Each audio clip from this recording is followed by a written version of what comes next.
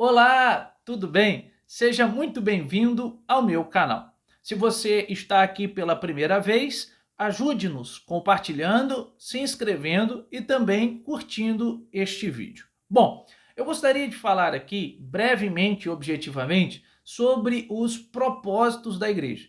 E podemos pensar em três propósitos no tocante ao ministério da igreja para com Deus, ao ministério da igreja para com os crentes e ao ministério da igreja para com o mundo. Bom, vamos aqui em primeiro lugar. O ministério da igreja para com Deus é um ministério de adoração. Logo, o primeiro propósito da igreja é adorar a Deus. Em Colossenses, capítulo de número 3, versículo 16, Paulo escreve dizendo: cantem salmos, hinos e cânticos espirituais, com gratidão a Deus em seu coração.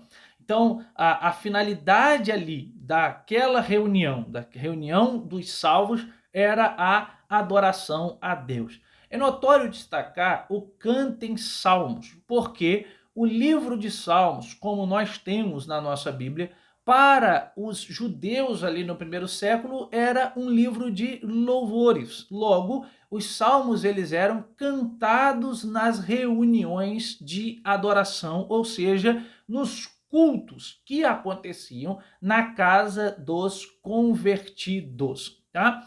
Em Efésios capítulo 1, versículo 12, Paulo diz que Deus nos destinou em Cristo e nos separou, a fim de que nós, eu e você, igreja, sejamos para o louvor da sua glória.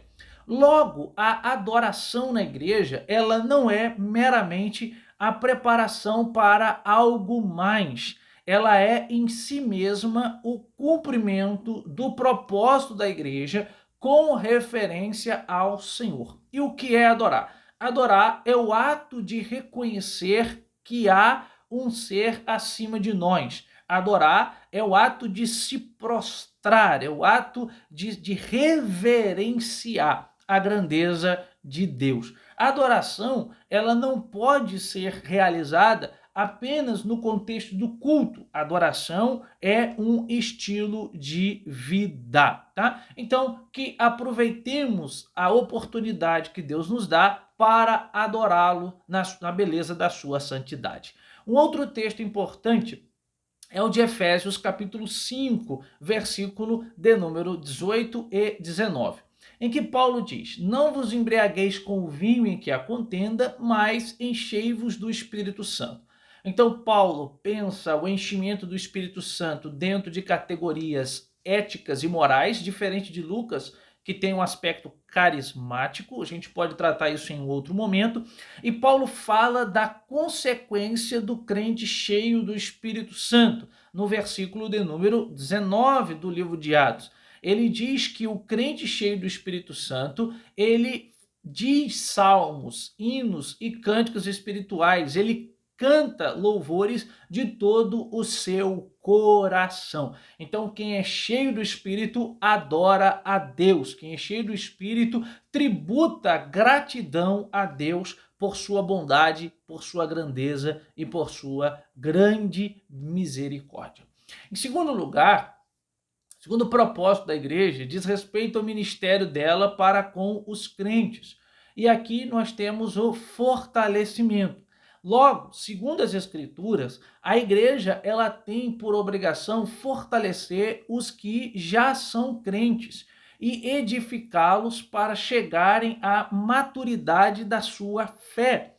Paulo disse que o seu alvo não era simplesmente trazer pessoas à fé inicial, esse é o terceiro propósito da igreja, mas ensinar, instruir, advertir, exortar quem já está ali.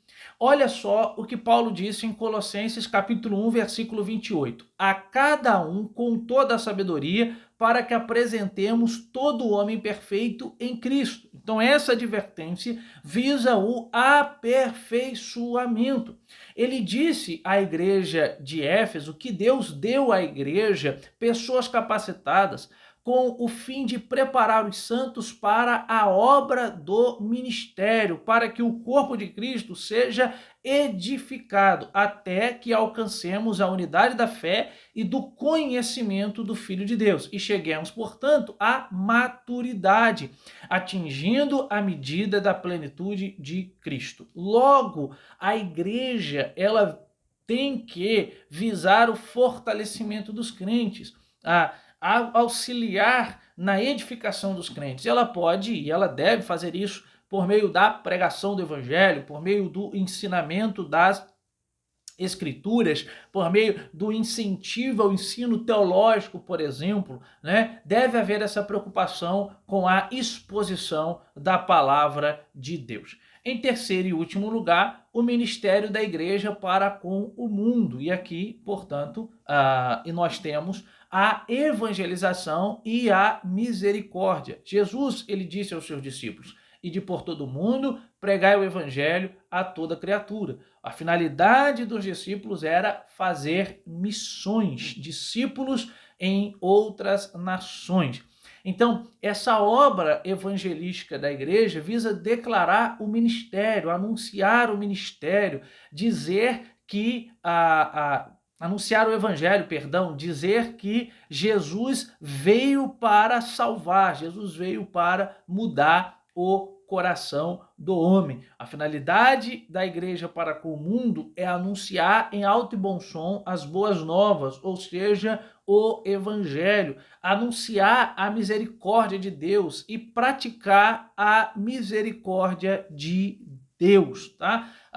A igreja, ela é composta de pessoas salvas, de pessoas regeneradas, de pessoas que não são perfeitas, mas estão em um processo, com a ajuda do Espírito Santo, de santificação, em que o Espírito vai moldando e tratando essas pessoas diariamente, e agora esse salvo igreja precisa anunciar o evangelho e anunciar a misericórdia de Deus para esse mundo mau, para esse mundo caído, para esse mundo em pecado. Tá bom? Que Deus então te abençoe, e nós vimos aqui os 3 propósitos da igreja: para com Deus, a adoração; para com os membros ali da igreja, para com os crentes, o fortalecimento, a edificação; e para com o mundo, a evangelização e a misericórdia.